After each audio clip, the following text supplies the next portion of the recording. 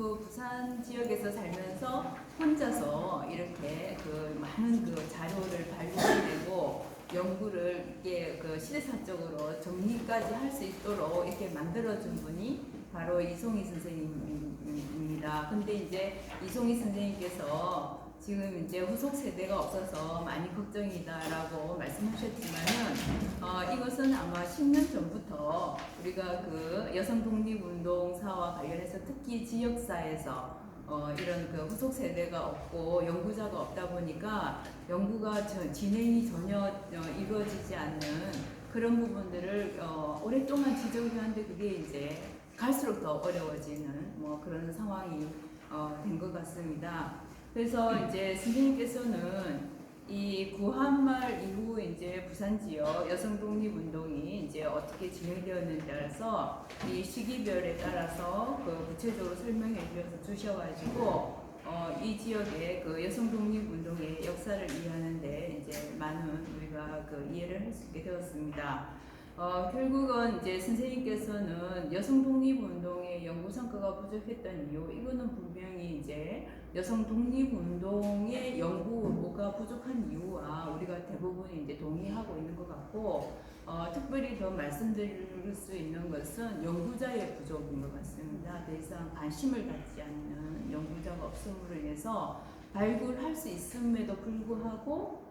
그런 그 어려운 작업을 할 수 있는 후속 세대가 없다는 거, 이런 부분이 가장 큰 문제인 것 같고요. 그리고 이제 이 그 선생님께서는 이제 그 1900 구한말부터 국채보상운동부터 1920년대 그 다음에 부산이라는 지역에서의 그 여성 노동자의 그 운동까지 그 다음에 또 선생님께서 뭐 연구하셨던 박차전이라든지 야한나 이분들에 대한 어떤 특색 있는 부분들에 대해서 말씀해 주심으로 인해 가지고 이 부산 지역 여성 독립운동사가 어떻게 전개되었는지 대해서 우리가 알 수 있었습니다. 저는 이제 그 부산 지역에서 전 부산에서 태어나가지고 성장하고 했지만 사실은 전 부산에 대해서 잘 모릅니다. 그래서 어떻게 하다 보니까 이송희 선생님하고 잘 알고 있는 이건 인맥 때문에 제가 이제 이 지역을 맡게 됐는데요. 제가 특히 이제 이 그 요즘에 제가 관심을 갖고 있는 부분이 이렇게 이제 지역에서 어떤 그 새로운 그 근대 운동이 이제 여성 운동과 마찬가지 일어나고 있지만은 이것이 주위의 어떤 그 공간과 어떻게 재편이 되면서 일본인도 들어오고 또 중국인도 들어오고 서양 선교사들도 들어오면서 이런 것이 공간이 재편되고 또 기존에 있던 전통적인 이런 어떤 그 지역은 또 어떻게 이루어지고 그런 속에서 사회 권력이 어떻게 변하는 특히 여성들도 마찬가지지만 이런 부분에 관심을 가지고 있다 보니까 아까 선생님께서 성내에서 말씀하셨지만은 이 부산 지역의 어떤 이런 그 여성 독립운동 또 뭐 나아가서는 여성 운동이 어떻게 그런 어떤 특별한 어떤 그 특색을 가지고 있는지에 대해서 이 공간과 관련해서 좀 같이 연계해서 이렇게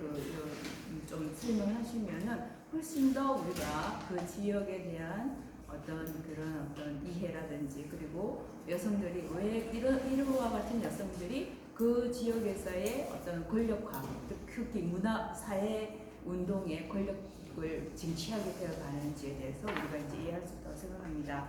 그래서 아까 선생님께서는 그래서 이런 부산 지역을 대화했을 때 이런 부분들을 좀 더 같이 더 보충을 해주셨으면 좋겠다 이런 생각을 했습니다. 그래서 이 부산에 대해서도 아까 선생님 말씀하셨던 것처럼 이 최초의 개항장으로서 일본인들이 이제 가장 먼저 들어왔고 또 일제 강점기 동안 많은 이제 일본인들이 이제 거주하기 때문에 이 지역의 문화가 일본 문화와 혼재된 부분이 많았고 또 한국인과 일본인의 차별이 심한 지역이었다고 이제 설명하셨는데 저는 부산에서 태어나면서 저도 그 당시에 저도 일본인을 좋아했나 이런 생각이니까 전혀 관심도 하나도 없었던 것 같아요.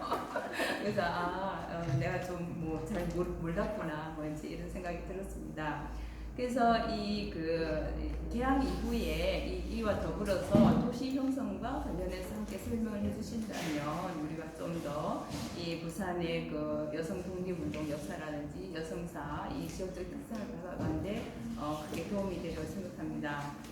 이 지금까지 이제 부산의 그 도시 형성과 관련해서는 여러 편의 이제 연구 논문과 단행본이 출간된 것으로 알고 있습니다. 이와 같은 연구에 의하면 부산은 개항 이전부터 행정 중심이었던 동네읍 중심의 동래구에서 동래문을 거쳐서 동래면을 거쳐서 일제강점기 부산으로 이어지는 것과 개항으로 일본인 중심의 정강거류지 또 조선인 마을의 초량과 또 자천동 지역 그다음에 또 그 전통적인 행정 중심지였던 읍내면 등의 공간으로 이제 분리가 되는데요. 일본인 정강 거류지 같은 경우에는 그 각종 관청, 지금 뭐 거기 보면 경남도청이 그쪽으로 그 이전하게 되는데 거기가 지금 동아대학교 석당박물관이 있는 그 임시 수도 기념관이 있는 그 자리입니다. 그곳에 무슨 은행이라든지 회사, 병원, 학교 이런 근대적인 시설이 들어갔고 또 초량 지역은 외국 선교사 아까 선생님께서 그 약간 언급을 하셨던 것처럼 윌리엄 베어더라고 이제 숭실 대학을 이제 세웠던 그분이 이제 들어온 곳이고 또 호주 장로교 쪽이 들어왔던 그 지역인데 거기가 원래는 초량교회가 이제 영산현교회라고 해가지고 대부분이 그 선교사들이 현이라고 해서 산이 아닌 약간 구름 같은 데서 이제 많이 이제 교회를 세웠는데 그게 이제 영선현 교회였던 것 같습니다. 그래서 또한 요 지역이 객주로 성장한 조선인 유력자들에 의해서 근대학교, 근대적 시설들이 설립되었고요. 또 정통적인 행정 중심지였던 읍내면은 또 개화한 유지들에서 근대적 학교가 이제 설립된 곳이 아까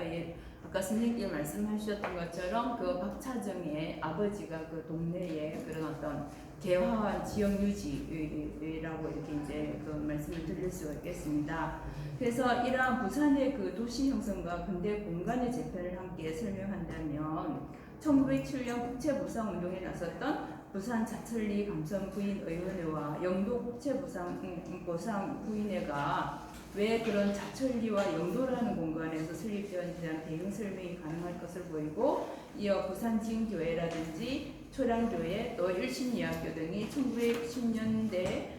이후 부산 여성 독립운동의 중심적인 역할을 할 수밖에 없었던 그런 공간적인 배경에 대한 설명도 마찬가지라고 할 수가 있겠습니다. 부산진과 초량은 조선인 그 상인 유지들이 중심을 이루는 곳이었고 이곳을 중심으로 내한 선교사들이 장로교 선교가 이루어졌습니다. 그래서 초량교회 같은 경우는 1891년 윌리엄 베어드에 의해서 기초가 세워졌고 또 1891년 호주 빅토리아주 장로교회에 장로교 여전도교회 연합회 소속 5명의 선교사가 이제 와가지고 또 부산진에 땅과 한옥을 도입하고 또 이 초량 지역에서도 이제 땅을 인입해서 이제 그 교회, 병원, 무슨 학교 이렇게 세우게 됩니다. 부산진 일신여학교도 이제 마찬가지였고요. 지금 부산진 교회에 가시면은 일신여학교 전시관인가 기념관인가 이렇게 거리와 이런 모든 그런 어떤 역사적인 현장을 볼 수 있는 곳이 지금 이제 잘 이렇게 조성이 되어 있습니다. 그리고 이제 1920년대 초에 설립된 기독교 중심의 부산 여자청년회나 초량 여자청년회, 부산 중앙 여자청년회, 또 동네 여자청년회와 동네 지역에서 설립된 불교 여자청년회 등도 이런 지역 공간의 재편과 관련해서 설명해 주신다면 각 여자청년의 특성을 이해하는 도움이 되리라고 생각합니다. 특히 이렇게 동네 여자청년회와 불교 여자청년회는 동네라는 곳은 전통적인 그런 어떤 행정 중심지였기 때문에 일제에 의해서 강등이 되고 새로운 어떤 도시가 생겨난 것이 바로 부산입니다. 부산은 식민 도시로서 이제 만들어진 것이죠. 그래서 이 지역이 왜 이렇게 불교적인 특색이 강하냐면은 이게 전통적인 부분과 이제 관련해서 그런 것이 아닐까 이렇게 생각이 있습니다. 그다음에 이제 무산 여성 를 이제 중심 세력으로 생각했던 여러 청년회도 이러한 맥락에서 설명을 해주신다면